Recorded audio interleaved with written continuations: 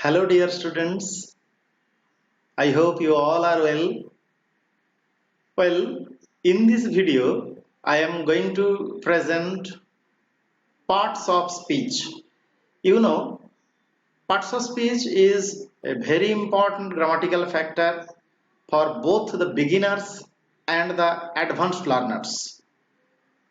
In this video, we will learn what is parts of speech. Number 2, the definition of parts of speech. Number 3, types of parts of speech and definition and examples of each type. Well, there will be an exercise also at the very end of this video. You can message me the answers. Yes, it is a kind of lengthy video, but you have to pay your attention till the end and watch. I'm sure you will clear all your doubts. Well, let's get it started. Parts of speech. Actually, words make speech or sentences. Words are parts of speech or parts of sentence. So the parts of speech explain how a word is used in a sentence. Each part of speech explains not what the word is, but how the word is used. So in fact, the same word can be a noun in one sentence. Noun is a type of parts of speech, and a verb or adjective in the next. So when we use a sentence or speech, there are some words, and the words are of a type. Words belong to a type, and this type is formed based on usage, and this type is called parts of speech. So there are words in the sentence. Words are parts of sentence, and that's why parts of speech is the type of words. Actually, parts of speech indicates how the word functions in meaning as well as grammatically within the sentence. Let us take an example. Orchismita is a good girl. Orchismita, the girl, is noun. So Orchismita is noun and the girl noun. Now is, it is verb. A special type of adjective, and good adjective. So this is a sentence. While this sentence is used as speech, in this sentence there are 5 words, and the 5 words belong to 4 categories: noun, verb, adjective, and a special type of adjective. So the question that arises in our mind, what are the other types? Yes, we will learn the other types of parts of speech in the next slides, but let us clear what parts of speech is. Actually, parts of speech indicates how the word functions in meaning as well as grammatically within the sentence. An individual word can function, as I have already said it, as more than one parts of speech when used in different circumstances. Understanding parts of speech is essential for determining the correct definition of a word when using the dictionary. So we must learn the parts of speech, and the single word, same word, can be used as different parts of speech. So let's take the word right. If we take the word right, the right is used in different parts of speech. Let's see the examples. In the first example, that is a fault that will right itself. Right is used as a verb here. In the second sentence, Haripada is the right man for this post. Right is the adjective because man is noun and it is placed before the noun. In the third sentence, serve him right. Right is used as adverb of the verb serve. So the same word right is used in three different sentences as different parts of speech. Right is used as verb, right is used as adjective, and also right is used as adverb. So parts of speech is the special type and it indicates the function of the word. So let's see the definition of parts of speech. Actually, parts of speech is a linguistic category of words. Parts of speech is a linguistic category of words sharing syntactic or morphological behavior and semantic properties such as noun or verb. The parts of speech explain how a word functions in a speech or used in a sentence. So the parts of speech explains how a word functions in a speech or is used in a sentence. But this definition alone cannot clarify all our doubts about parts of speech. So we must know the different types of parts of speech. Traditional grammar classifies words based on 8 parts of speech: noun, pronoun, verb, adjective, adverb, preposition, conjunction, and interjection. So there are generally 8 types of parts of speech in English grammar: noun, pronoun, verb, adjective, adverb, preposition, number 6, number 7 conjunction, and number 8 interjection. There is a history of parts of speech. Though it is not important to learn grammar, but we may know it. In the Nirukta, written in the 5th or 6th century BC, the Sanskrit grammarian Yask defined 4 main categories of words. That is namo or name, that is noun including adjective. Number 2, akhayat means verb. Number 3, upasarga, preverb or prefix. Nipato means particle, and perhaps the preposition. A century or two after the work of Nirukta, the Greek scholar Plato wrote in his Cratylus dialogue that sentences are, I conceive, a combination of verbs, rema, and nouns, onama. So verbs are rema and nouns are onoma. This is the type indicated by Greek scholar Plato. Aristotle later added another class, conjunction, syndesmos, which included not only the words known today as conjunctions but also other parts including pronouns, prepositions, and articles. By the end of the 2nd century BC, grammarians had expanded this classification scheme into 8 categories seen in the Art of Grammar. So this is the name of the book, Art of Grammar, attributed to Dionysius Thrax. So Thrax is the father of these 8 type of parts of speech, and his book Art of Grammar is important. He was a Hellenistic grammarian and born to Alexandria. He was long considered to be the author of the earliest grammatical text on the Greek language, one that was used as a standard manual for perhaps some 1500 years, and which was until recently regarded as the groundwork of the entire Western grammatical tradition. So Thrax is the most important name, and this 8 type of parts of speech has been conceived from the concept of Thrax. But before that, in the Sanskrit Nirukta by the Sanskrit grammarian Yask, there are 4 types, and Plato and Aristotle also contributed to this type.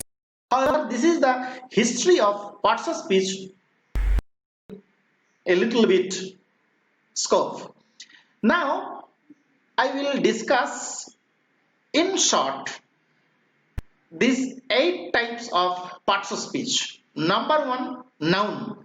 Though each and every type of parts of speech has been explained in the next videos in details, but this video will serve you rightly to conceive the ideas and fundamental idea about parts of speech. First, noun. Noun is called a naming word. Noun is called a naming word. So there are actually four types of noun. Number one, person. It indicates person. Saurav. Saurav Ganguly, a person. Place, as per example, Kolkata. Number three, table, book, laptop, pen stand, pen. These are the things, they might be noun. Number four, idea. So nouns can be these four types. So a noun is the name of a person, place, thing or idea. These are the four types. The word noun comes from Greek onoma, meaning name. And as for example, Saurabh, Machuda, table, dog, teacher, pen, city, happiness, hope, Sachin, love, etc. And if we take the example in sentences, Soham lives at Konchi. So Soham is noun and Konchi, the place, is also noun. Sneha uses pen and paper to write letters. Sneha. Indra swims every day. Showman works at a shop.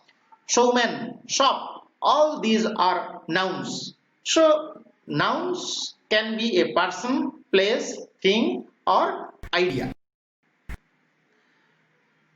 Actually, noun is a naming word, but there are different functions of noun. In a sentence, a noun can work as number one, subject, number two, object of the verb, number three, object of a preposition, number four, as complement, and number five, as appositive to another noun. So, noun functions differently. And to give example, Buddhadev is my brother. Buddhadev is the naming word, noun, is used as subject. Number two, object of the verb. I like Arushi. Arushi is the object of the verb like. Number three, object of a preposition. This is the pen of Angela. Angela is the name. This is the pen of Angela. So Angela is the object of a preposition of, quote unquote of. Noun can also function as complement. I am Povitra. And appositively, it can be used as another noun. My nephew Bacon. So after comma, it is used as adjective. My nephew appositively has been used, this noun. My nephew, it explains who is my nephew. Bacon is a good student. My nephew Bacon is a good student. So Bacon appositively has been used to another noun, my nephew. So there are these five types of function of noun. Yes, noun can be of various types, and many grammarians have classified noun as two types: countable, uncountable noun, countable, uncountable noun, and some grammarians have classified as concrete noun, abstract noun. But nouns are broadly classified as two types: the proper noun, when it is the name and starts with capital letter, the proper noun, name of person, name of a place, name of paper, whatever it might be, name, proper noun. And number two, common noun, boy, girl, fruit. This is the common type. And these broad types, proper noun and common noun also have various types: concrete noun, bat, doll, pen; group or collective noun, army, crowd, gang, a gang of robbers, a soul of fish, army of soldiers. So army is used as collective noun. Number three, material noun, water, oil, sugar, glass, that cannot be counted but can be weighed. Number 4, abstract noun. Honesty, beauty, boyhood, all these are abstract nouns. They cannot be, say, counted or weighed but can be felt, abstract, bimurto. Number 5, compound noun. Letterbox, birthday party, a party to celebrate someone's birthday. Birthday and party, two nouns have been joined as compound. A noun or another part of speech sometimes can be joined and they are called compound noun or nominal compound. All these types will be discussed in the next video, and next comes pronoun. Noun was a naming word and pronoun is a replacing word of noun. Pronoun replaces a noun. A pronoun is used in place of a noun or noun phrase just to avoid repetition. So this is important to avoid repetition. In Latin, pro means for. In Latin, pro means for, so it means for noun. So when a word is used in place of, instead of noun, just to avoid repetition, it is pronoun. Example of pronouns: I, you, we, they, he, she, it, me. And when we use it in examples of sentence, when the man asked the monk where God was, he replied, I will answer you if you first tell me where he is not. He replied, he means the monk. He refers to the monk. So the monk is not repeated here. He replaces the monk. I will answer you. I means the monk. It is the direct speech. You refers to the man. You refers to the man. Me refers to monk and he refers to God. So a pronoun is used to avoid repetition. In the second example, Shagupta is tired. She wants to sleep. She refers to Shagupta. I want her to go with me. I want her. Her refers to Shagupta. To go with me. Me refers I. So this is pronoun which replaces the noun. In a sentence, a pronoun can work as just like the noun. Number 1, subject. Number 2, object. And number 3, object of a preposition. So to take the example, he is my brother. He, the pronoun, is used here as subject. Number 2, object of the verb. I like her. Her is the pronoun used as object of the verb like, and used as object of a preposition. This is the pen of hers. So there are various functions of preposition pronoun, and also there are many types of pronouns. There are two main types: definite group of pronouns and indefinite group of pronouns. But there are broadly total 9 types of pronouns. Number 1, personal pronoun, that is he, they, I. Number 2, possessive pronouns, his, your, her. Reflexive pronouns, itself, himself, yourself. Self plus pronouns are called reflexive pronouns. Number 4, emphatic pronoun. Sometimes it is called intensive pronoun, just to give emphasis. Itself, himself. The same self pronouns are called emphatic pronoun. Number 5, demonstrative pronouns, as for example these, relative pronouns, which, where, interrogative pronouns, which, who, when used as used to beg questions. Number 8, indefinite pronouns, none, several. No particular person is indicated or no particular thing is indicated, indefinite. And reciprocal pronoun, each other, one another. But these types of pronouns will be discussed in the next videos. Number 3 comes verb. Verb is action word. Noun is a naming word. Pronoun is a replacing word. Number 3, verb. It is the action word. A verb shows an action or state of being. A verb shows what someone or something is doing. A verb shows what someone or something is doing. So doing or action is the verb.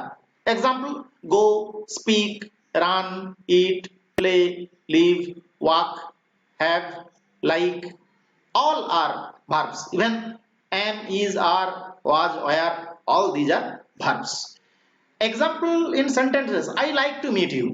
I enjoy taking selfies. Like, enjoy. Do you make many mistakes? Make. All these are. There are many types, and the types depend on uh, various topics, and the types of verbs will be discussed in details later. Verbs can be event verb, state verb. Verb can be regular verb, irregular verb. But main two types are auxiliary and main. Auxiliaries can be primary auxiliaries and modal auxiliaries. Primary auxiliaries: be verb, have verb, do verb. Am, is, are, was, were, be verb. Has, have, had, have verb. Do, does, did. Primary auxiliary. Modal auxiliary. Primary and modal auxiliary, in total there are 24 auxiliaries. There are in total 24. There are in total 24 auxiliaries. Next comes main verb. Main verb can be transitive and intransitive. Now adjective. Adjective is a describing word. An adjective describes, modifies, or gives more information about a noun or pronoun. So adjective describes, modifies, and gives information about a noun or pronoun. It adds something to the meaning of a noun by preceding a noun or as a complement to a copular verb like be, seem, look, etc. In Latin, adjectivus means adding. So adjective adds meaning, adds information, describes, modifies the noun or pronoun. As for example, big. This is a big tree. Big. How is the tree? The tree is big. This is adjective. I am a happy man. I am a happy man. So how am I happy? Happy refers to the subject. Sentence example: the little girl had a pink hat. How the hat is? It is pink. So this is adjective, describes. In a sentence, an adjective can work as pre-modifier, post-modifier, and number 3 as noun. Adjective can be used as noun with the help of the, definite article the. Pre-modifier. What is pre-modifier? When the adjective is used before pre means before the subject, object, or noun. It is a red pen. Pre-modifier. Post-modifier, when it comes after the verb or after the subject, object, means after the noun. Kaushik looks sad. Sad is used after Kaushik. Post-modifier. And in the sentences, the rich are not always happy. The rich refers to the rich people, and it is the subject and used as noun.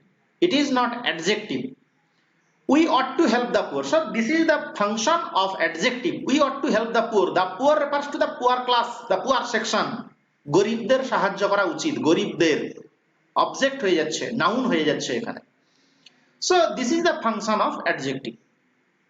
And pre-modifier can be predeterminers, determiners. Determiners include articles, and article is a special type of adjective.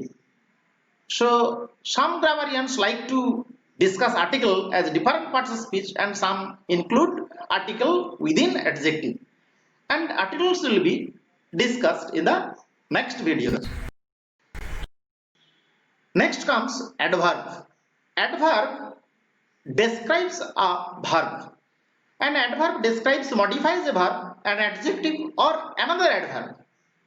So it has two functions. It can describe or modify a verb or an adjective or another adverb. It tells how they are, how, where, when, how often, or to what extent an action is done. Many adverbs end in ly, slowly, quietly. But there are other examples: very, always, never, to, well, tomorrow, etc. Example in sentence: I am usually busy. Usually. So this is the example of adverb. She worked quickly. How did she work? Quickly. So quickly is the word. Quickly. It indicates the verb. Worked. So quickly is the adverb. Adverb can work in a sentence as primarily modifies a verb.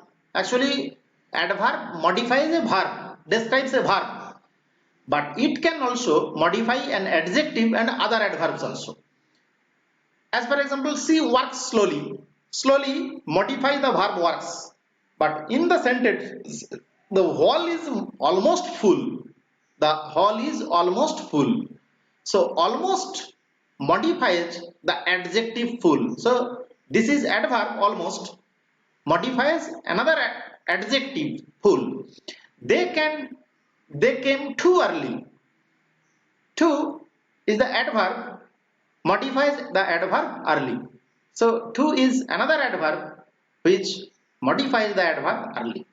So there are various functions of adverb. And now comes preposition.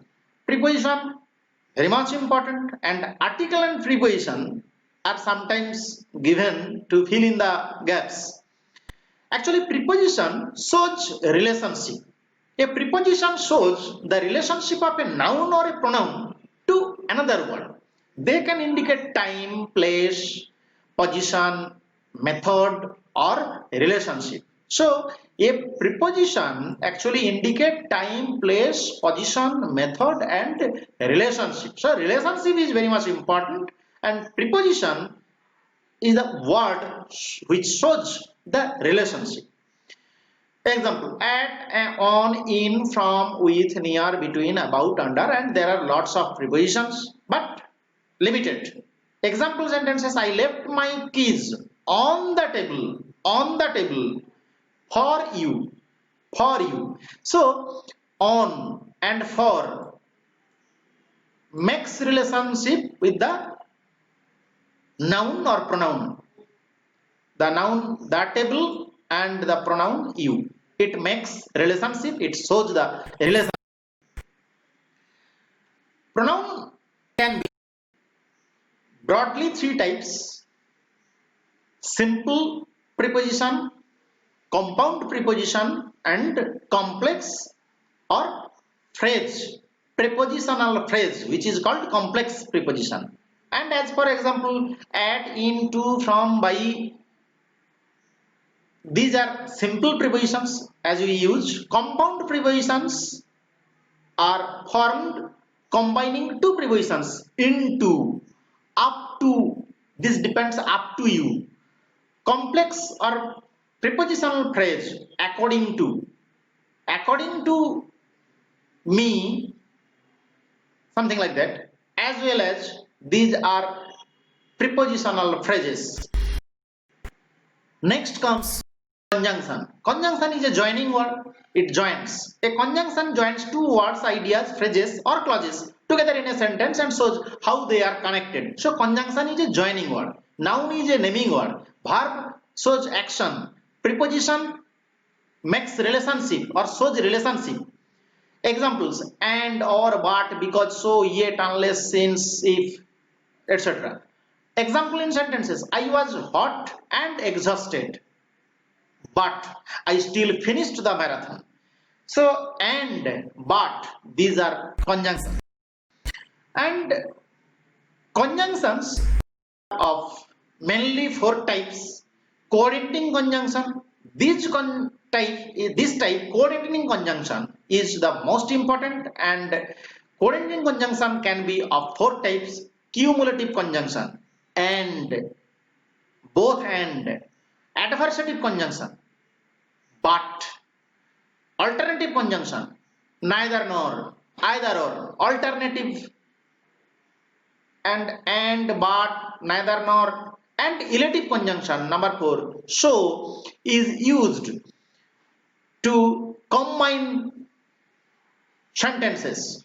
Coordinating conjunction number 2, subordinating conjunctions. Subordinating conjunctions: before, after, unless, if, though, although, because, since, when. Number 3, correlative conjunctions: both, end, not only but also, either or, or. These are correlative conjunctions.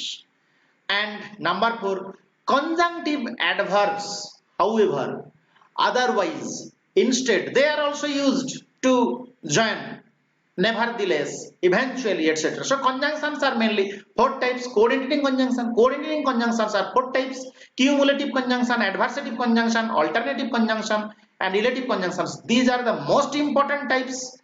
Number 2, subordinating; number 3, correlative conjunctions; and number 4, conjunctive verbs. Next come the last type of parts of speech: interjection. Interjection is expressive word. It expresses the mood. An interjection is a word or phrase that expresses a strong feeling or emotion. It is a short exclamation, as for example, ouch, wow, great, help, oh, hey, hi, hi. So these words, interjection, expresses a strong feeling or emotion, and it is a kind of exclamation. Example in sentences: wow, I passed my English test. Great. Ouch, that hurt. So the emotion is expressed in interjection. Can be various types. Interjection actually expresses the strong feelings. They are not sometimes part of the sentence. They are differently used, and they can be greeting or calling: hello, hi, hey.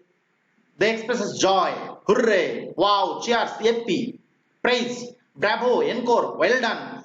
And number 4, attention, behold, look, listen. Number 5, surprise, oops, gee, wow, what, pain, ouch, wow, alas, alas, he is no more. Bidding farewell, goodbye, my friend.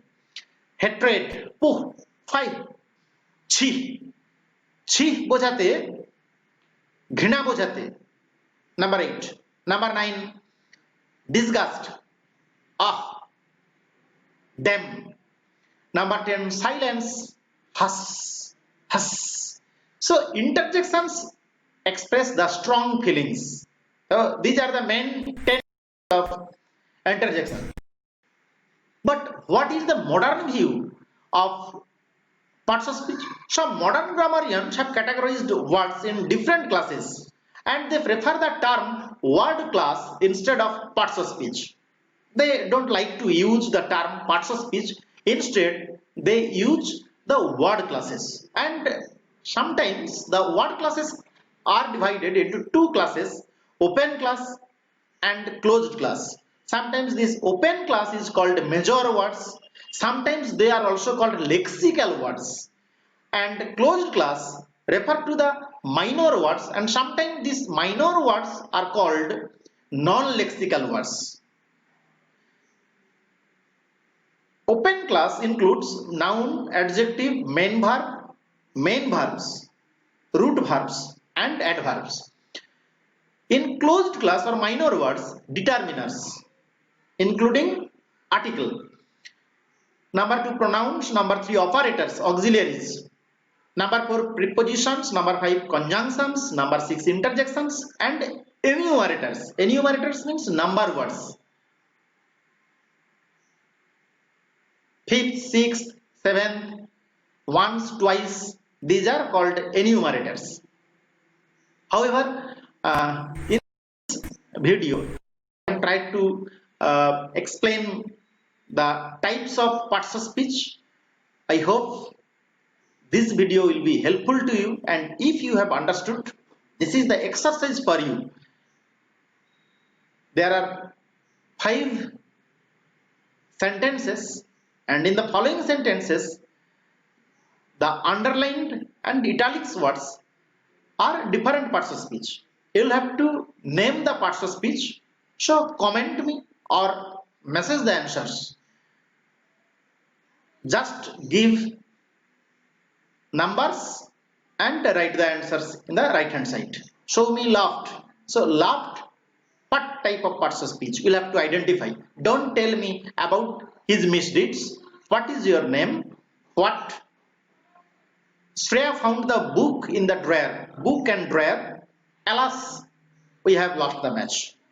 The very simple exercise you have to do and comment. Thank you. If this video is helpful to you, please like, comment or share. And please, if you do not have subscribed to my channel, please subscribe.